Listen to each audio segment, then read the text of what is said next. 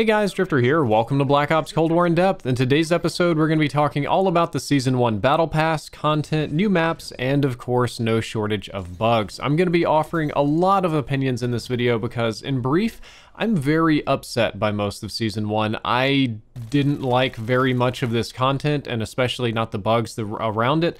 This was a huge letdown for me on the same scale as Cyberpunk was, and it just feels like the perfect way to end 2020.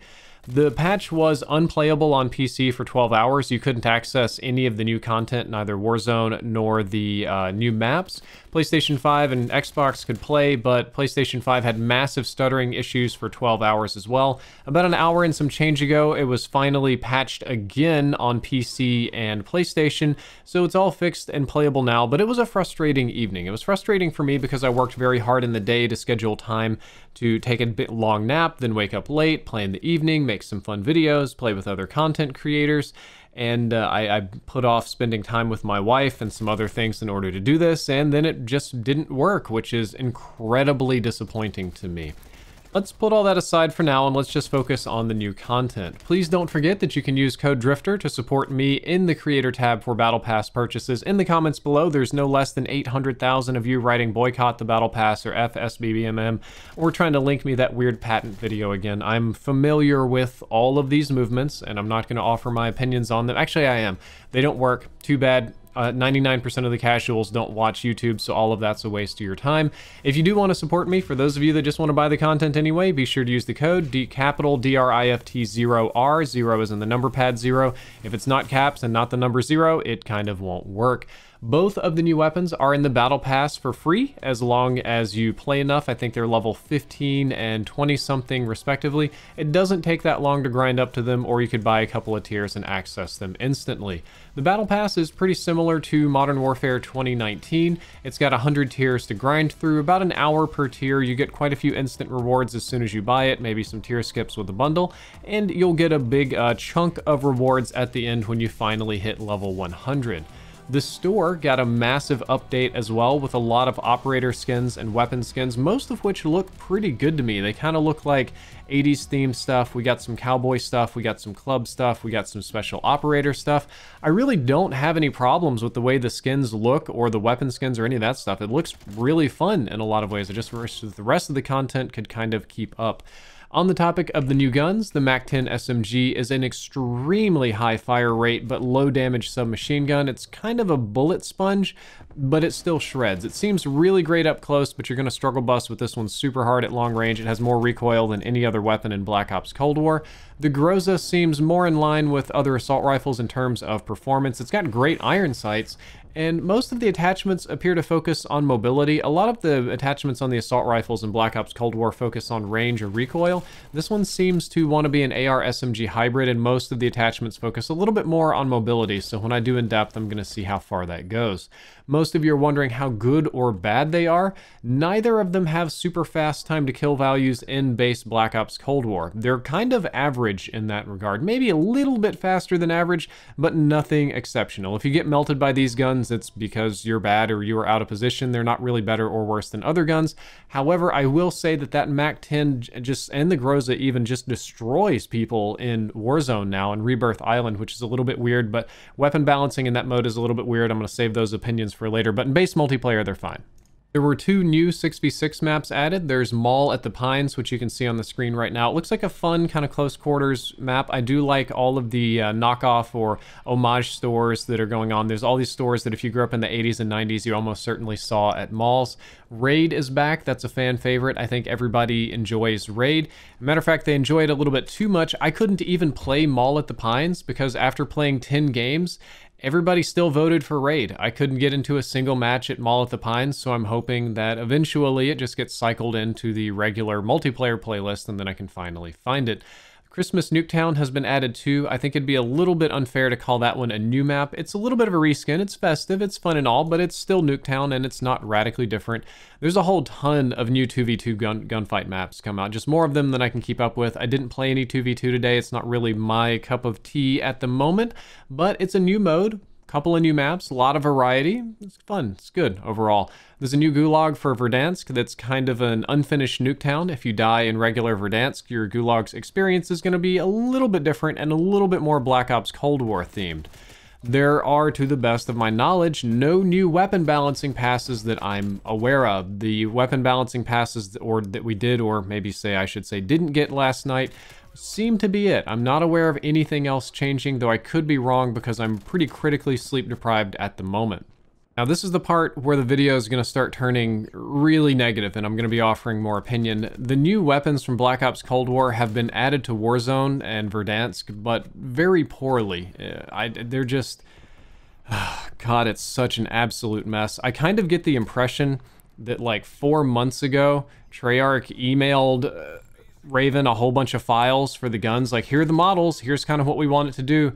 Deal with it, Raven. Or maybe even weeks ago, and they just kind of took these models and tried to make them fit into the engine and they weren't really designed for it. They were kind of forced into it and they didn't really have a clear plan for balance. So yeah, anyway, you can't use any Cold War perks or equipment, so you can't use any Tomahawks, which is a bit of a letdown for me. No Ninja, which is rough, or any of the other perks. I get that they don't want everybody running around with Ninja or Super Flak Jacket, but I was hoping to build a more Cold War themed class. You can't really do that, it's just the guns. Just the guns. Nothing else has been added. No free shotguns as secondaries either. So I thought what I could do is just like get that free Gallo secondary, but they decided to class that as a regular shotgun, so you'll need overkill to get that one. That's probably a good design decision. And as I was mentioning earlier, the guns are kind of buggy and overall poorly balanced for this mode. The implementation was messy on a good day. The new weapons seem to have totally different stats from Black Ops Cold War multiplayer. Most noticeably, you have a lot of recoil adjustments. A lot of the weapons have just radically different recoil patterns, totally different feels, I'm assuming for balance purposes. The muzzle velocity is different. The attachments appear to have slightly different effects. Damage and range is kind of all over the place. Most of the weapons range from either really bad to kind of normal in Warzone, but a few of them absolutely shred to a degree that is broken. The Black Ops Cold War M16 is absolutely insane now, so is the AK-74U, and then after that, the Tundra sniper rifle is pretty broken as well. It's like an insta laser deleter. It's a little bit slow handling, which I guess is fair, but it's a super powerful weapon. So your weapons is kind of all or nothing. Some of them are terrible, some of them are godly. Some people are saying the new MP5 is even stronger than the old one. I don't really know. I do know that the models in Warzone for the Black Ops Cold War weapons seem slightly different than they were in Black Ops Cold War. The lighting on them, the animations, even the iron sights and the AUG default iron sights are quite different. It's like it's like somebody sent them the model without the scope, so Raven or Sledge or whoever just filled the scope in on their time and did it how they thought it would be, and it's different from the other game. Reload animations don't match up right at all. You'll go through the animation and you'll put your mag in the gun and cock it and it'll look like it's fully reloaded, but you'll still have no bullets in. Sometimes they just don't reload at all, which is kind of bizarre.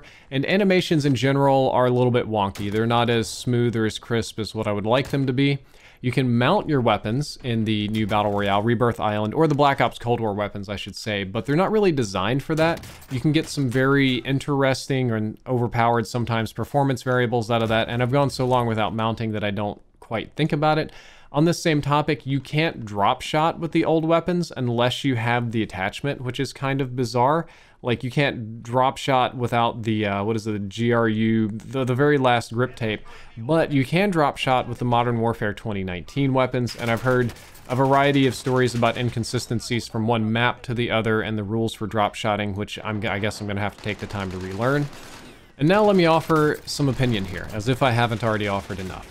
Rebirth Island is literally Blackout's Alcatraz reskinned and loaded into the Warzone engine. I know that a lot of people want to say that it's different, and the marketing material will probably tell you it's a totally radically different experience. It's the same island, the same layout, some of the same buildings. It's reskinned, it looks a little different, it's running on a new engine, but that's kind of it. Even the gameplay loop of having less players but a buttload of free respawns is there, and I still have pistol boys landing on the roof.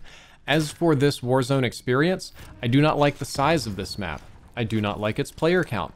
I really strongly do not like the respawn system because I don't like to kill somebody and have them land on my roof 15 seconds later, and I don't particularly like the design of this map because it's extremely vertical. The way it's set up now, basically you have to play this mode super cracked out and push really hard or camp the high ground. It's a battle of who can hold the least accessible high ground or who can jump in and out of windows in the most confusing manner while people are respawning all around you. It's extremely difficult to do contracts because it's difficult to move because the player density is so high and it's so vertical, which that system doesn't really make a whole lot of sense. Going to a buy station is a nightmare. They're all outside and that's just guaranteed death. If you wipe a squad or 2/3 of a squad, they could be back and landing on your roof in a very short period of time. You can re-loot the same supply boxes over and over again. They didn't want the loot on the map to run dry. That was kind of something that would happen with Alcatraz. You just kind of run out of boxes, so you'd always land and have pistols.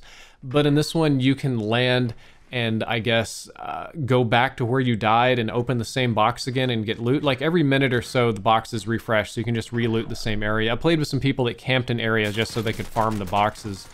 And I don't have a lot of fun with that. That's not what I want in my Battle Royale. That's not what I want in my game. I wanted to cut to just the face cam for the end of this in-depth episode because I think it's important for you to see my face when I say this. I do not like this update. And for the first time in a very long time, it makes me not want to play Call of Duty. I've played this franchise for a decade now, and I'm used to its ups and downs. And I'm used to having little spells where I quit and go do other things and come back. But this one is exceptionally bad. This one hurts. This one's not fun for me. I'm not happy with this content. It's possible that I'm stressed out about other things. Cyberpunk was a huge letdown. I've had some interpersonal problems here at home. I'm sleep deprived right now. I'm hungry because I haven't eaten because I'm trying to make this video. I've got a lot of stressors on me. So it's possible that my perspective is getting warped. It's possible that I'm being negative for no reason or arbitrarily hateful, but I don't think so. Maybe. I think what I really want to do is kind of disconnect from this, to take a day or two off and I guess probably wait for another couple of patches to roll out, then come back in after it's slowed down a little bit and maybe try to have fun, maybe try to see it from a new perspective. I gotta try to be positive, I gotta try to be uplifting, but this feels like the cherry on the top for 2020 to me. For a year that just wants to dump on my life, this one is a really strong finale. I say that now, we still have exactly 2 weeks left in this year.